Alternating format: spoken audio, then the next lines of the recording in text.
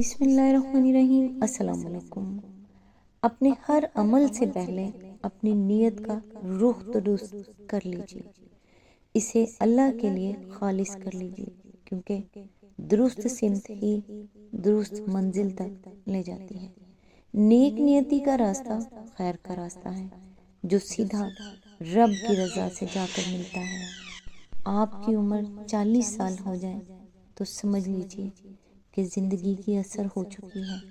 اپنے اخلاق، کردار اور آخرت کی طرف توجہ دیجئے، کیونکہ عصر اور مغرب میں زیادہ تاخیر نہیں ہوا کرتی۔ آج انشاءاللہ سورہ الاعلیٰ کی آیت نمبر 10 سے سٹارٹ کریں گے۔ اس کا ترجمہ اور تفسیر تفہیم القرآن سے بیان کروں گی جو اہل سنت جماعت کے لیے ہے۔ اعوذ باللہ من الشیطان الرجیم، بسم اللہ الرحمن الرحیم۔ جو شخص ڈرتا ہے وہ نصیحت قبول کر لے گا۔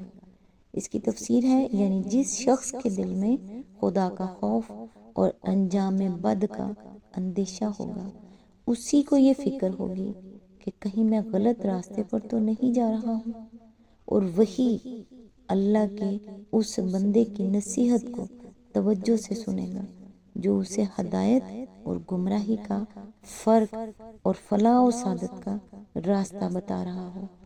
آیت نمبر 11۔ اور اس سے گریز کرے گا وہ انتہائی بدبخت۔ آیت نمبر 12۔ جو بڑی آگ میں جائے گا۔ آیت نمبر 13۔ پھر نہ اس میں مرے گا اور نہ جیے گا۔ اس کی تفسیر ہے، یعنی نہ اسے موت ہی آئے گی کہ عذاب سے چھوٹ جائے، اور نہ جینے کی طرح جیے گا کہ زندگی کا کوئی لطف اسے حاصل ہو۔ یہ سزا ان لوگوں کے لیے ہے جو سرے سے اللہ اور اس کے رسول کی نصیحت کو قبول ہی نہ کریں اور مرتے دم تک کفر و شرک یا دہریت پر قائم رہے وہ لوگ جو دل میں ایمان رکھتے ہوں مگر اپنے برے اعمال کی بنا پر جہنم میں ڈالے جائیں۔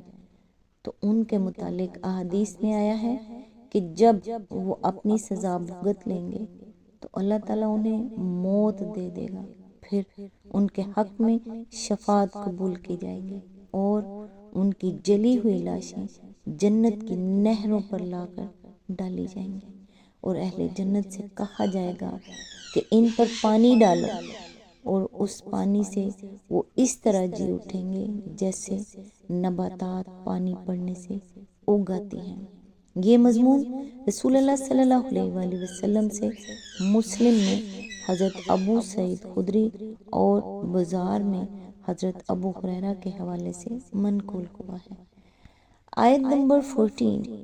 فلاح پا گیا وہ جس نے پاکیزگی اختیار کی۔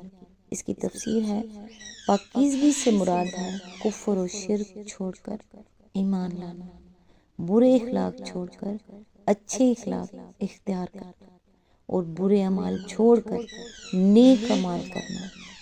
فلاح سے مراد دنیاوی خوشحالی نہیں ہے بلکہ حقیقی کامیابی ہے، خواہ دنیا کی خوشحالی اس کے ساتھ میسر ہو یا نہ ہو۔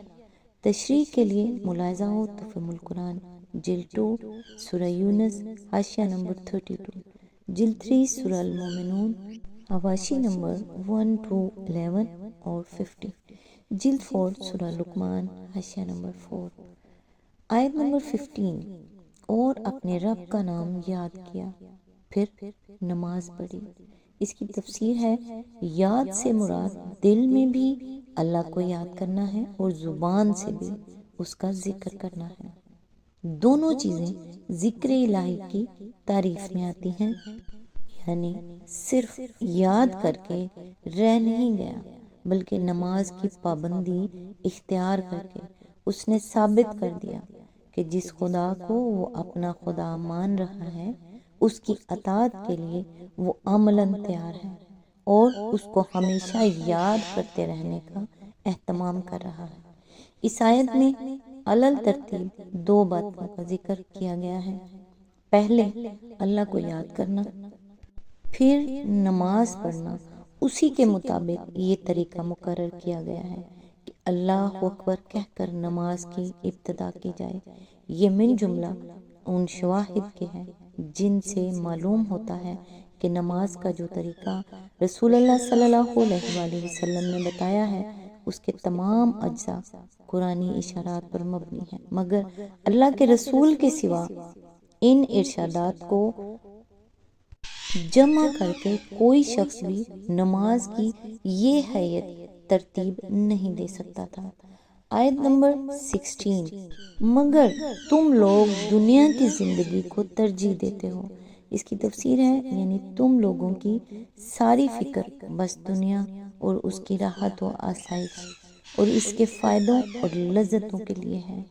یہاں جو کچھ حاصل ہو جائے تم سمجھتے ہو کہ بس وہی اصل فائدہ ہے جو تمہیں حاصل ہو گیا، اور یہاں جس چیز سے محروم رہے تمہارا خیال ہے کہ بس وہی اصل نقصان ہے جو تمہیں پہنچ گیا۔ آیت نمبر 17، حالانکہ آخرت بہتر ہے اور باقی رہنے والی ہے۔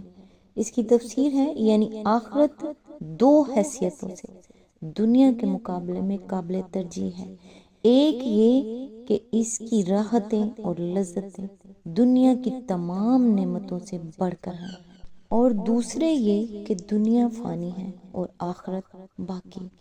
آیت نمبر 18، یہی بات پہلے آئے ہوئے صحیفوں میں بھی کہی گئی تھی۔ آیت نمبر 19، ابراہیم اور موسیٰ کے صحیفوں میں۔